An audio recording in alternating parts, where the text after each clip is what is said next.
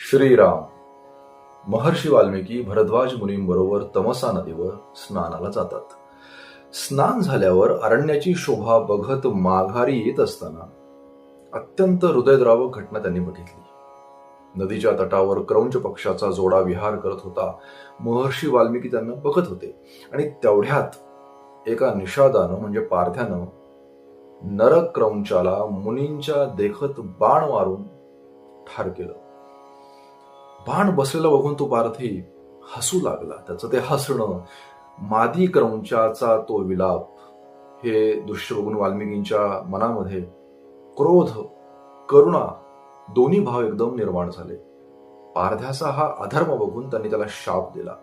मा निषाद प्रतिष्ठाम त्वमगमः शाश्वती समाहा यत क्रौंच मिथुनादेक ममधी काम मोहितम. हे निषादा, तुला कधीच शांती मिळणार नाही.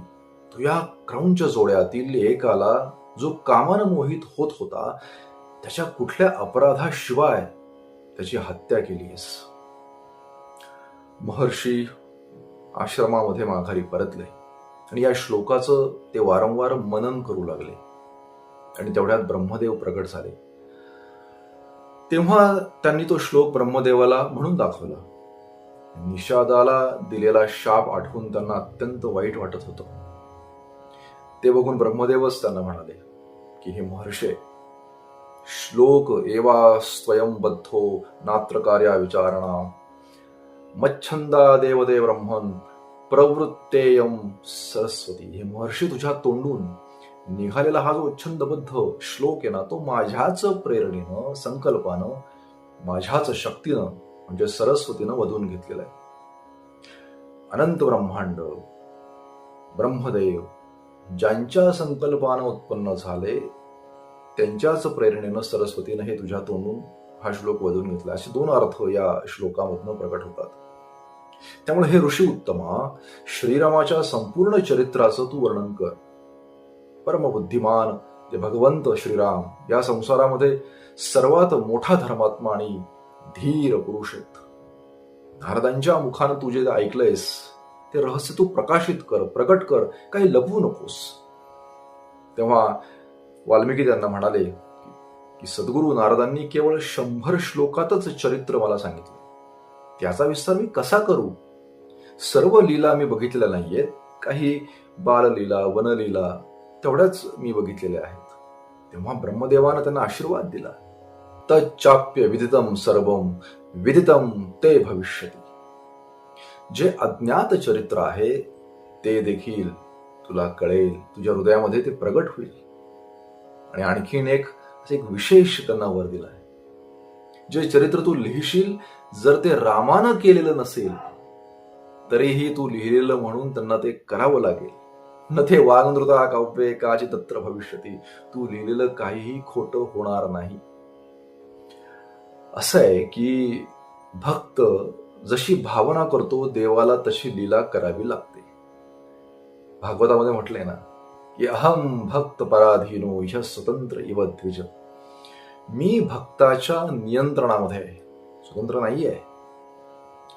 ब्रह्मदेव म्हणतायत, हे वाल्मिकी, कुरु राम कथाम पुण्याम श्लोकबद्धा मनोरमाम. श्री रामचंद्रांची परम पवित्र मनोरम कथा श्लोकबद्ध करून लिही. विशेष आशीर्वाद देखील दिला. जोपर्यंत या पृथ्वीवर नद्या पर्वत राहतील तोपर्यंत रामायण कथेचा प्रचार होत राहील. यावत स्थ्यासन्ति गिरयः सरितश्च महीतले तावत रामायण कथा लोकेषु प्रचरिष्यति.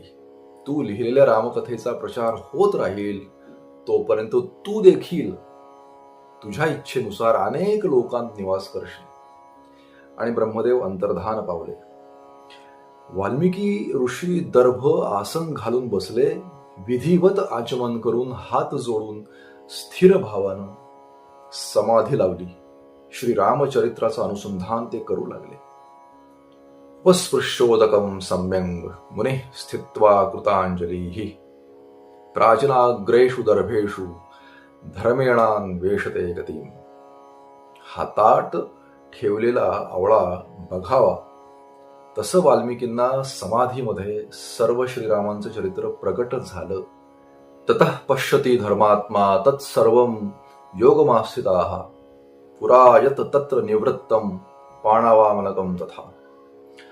समाधीमुळे धर्मात्मा महर्षीला पूर्व काळात ज्या ज्या घटना घडल्या त्याचं हातावर आवळा ठेवावा तसं प्रत्यक्ष दर्शन झालं.